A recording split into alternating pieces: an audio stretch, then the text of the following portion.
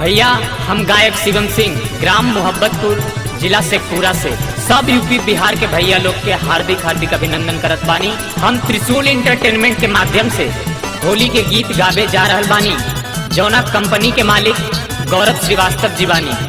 हम होली के प्रथम कैसेट एक कंपनी से भेजतानी। आशा ना पूर्ण विश्वास बा कि रउआ सभे के खूब अच्छा लगी और रउआ सब अपन प्यार दुलार आशीर्वाद हमरा के दे।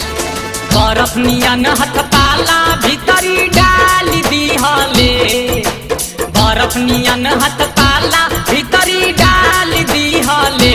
ओ जीजा होली बहाने ए दीदी माजा मार लिहले, ओ जीजा होली बहाने ए दीदी माजा मार लिहले। नया नया ई ब्रांडेड चोलिया फार दिहले, नया नया ई ब्रांडेड चोलिया फार दिहले। ओ जीजा होली बहाने ए दीदी माजा मार लिहले, ओ जीजा होली बहाने ए दीदी माजा मार लिहले। मार लिहले माजा मार लिहले, मार लिहले माजा मार लिहले। कि अपना छोटा की साली के रंग से पूरा लसार दिहले, कि अपना छोटा की साली के रंग से पूरा लसार दिहले।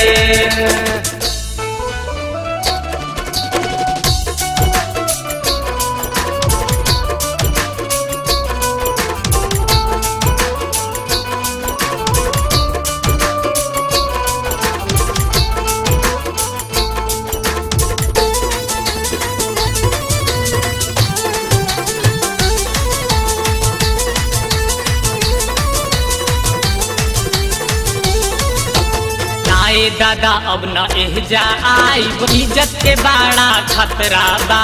सबके निगाह बस टिकल बा हम पे, निमन न तहरो भतरा बा।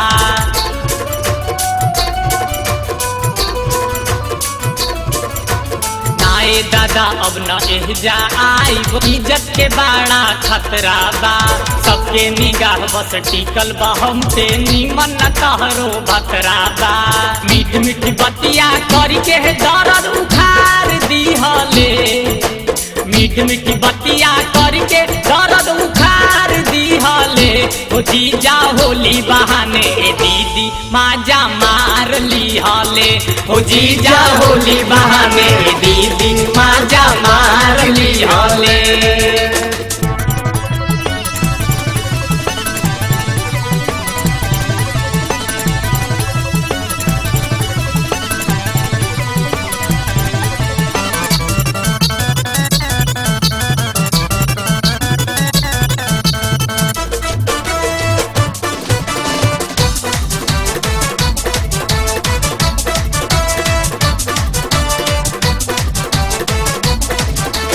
गौरव जी ऐसन सजाई दे दिहले, कौना मुहे घर जाइब हो।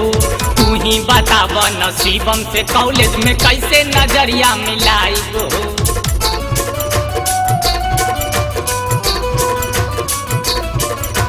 गौरव जी ऐसन सजाई दे दिहले, कौना मुहे घर जाइब हो।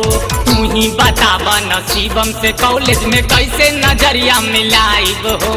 कोमल नियनी बदनिया धाके उजार दिहले, कोमल नियनी बदनिया धाके उजार दिहले। ओ जीजा होली बहाने ए दीदी माजा मार लिहले, ओ जीजा होली बहाने ए दीदी माजा मार लिहले।